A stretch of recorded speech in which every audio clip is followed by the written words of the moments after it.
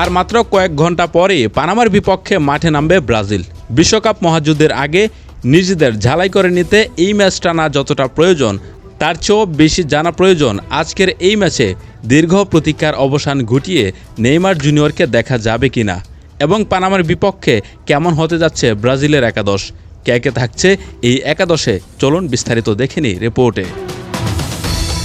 আজ রাত 3:30টায় ঐতিহাসিক মারাকানা স্টেডিয়ামে ফ্রেন্ডলি ম্যাচে মুখোমুখি হবে ব্রাজিল বনাম পানামা। তবে এই ম্যাচে ব্রাজিল কাগজে কলমে শক্তির ব্যবধানে এগিয়ে থাকলেও ম্যাচটিকে মোটেও হালকাভাবে নিচ্ছেন না ব্রাজিল কোচ কার্লো আনচেলত্তি। কারণ বিশ্বকাপের আগে নিজেদের সেরা ছন্দে ফেরার জন্য এই ম্যাচকে বড় পরীক্ষা হিসেবে দেখছেন সেলেসাওরা। কিন্তু দীর্ঘ 3 বছরের অপেক্ষা গুছিয়ে অবশেষে বিশ্বকাপ স্কোয়াডে জায়গা করে নিলেও এই ম্যাচে নেইমারকে দেখা যাবে কি, এই একটি প্রশ্ন এখনও ঘুরপাক খাচ্ছে ব্রাজিল ফ্যানদের মনে। তবে ব্রাজিল শিবির থেকে এখনও চূড়ান্তভাবে কিছু জানানো হয়নি। ধারণা করা হচ্ছে পুরোপুরি ফিট না হওয়ায় নেইমারকে নিয়ে ঝুঁকি নাও নিতে পারেন টিম ম্যানেজমেন্ট। কারণ বিশ্বকাপে 100% ফিট নেইমার জুনিয়রের মতো একজন গুরুত্বপূর্ণ প্লেয়ারকে খুব প্রয়োজন কার্লো আনচেলত্তির। ফলে শেষ মুহূর্ত পর্যন্ত নেইমারের খেলা নিয়ে অনিশ্চয়তা থেকেই যাচ্ছে।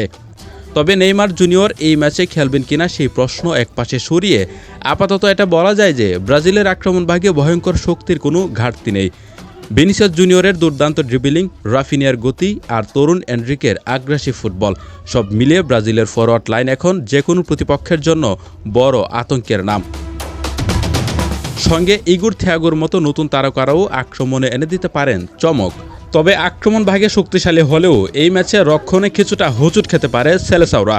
কারণ নিজ নিজ ক্লাবের ব্যস্ততায় ব্রাজিলের নির্ভরযোগ্য 2 ডিফেন্ডারকে পাবে না কার্লো আনচেলত্তি, যাদের মধ্যে অন্যতম পিএসজিতে খেলা মার্কিনোস। মিস করবে গ্যাব্রিয়েল ম্যাগালাইসের মতো ডিফেন্ডারদেরও। কারণ গতকাল রাতে পিএসজি বনাম আর্সেনাল চ্যাম্পিয়ন্স লিগের ফাইনালে ব্যস্ত সময় কাটিয়েছে এই 2 ডিফেন্ডার। তবে স্বস্তির খবর হচ্ছে পেরেইরা, ব্রেমারের মতো নির্ভরযোগ্য ডিফেন্ডাররা গড়ে তুলতে পারেন দুর্ভেদ্য এক রক্ষণ প্রাচীর।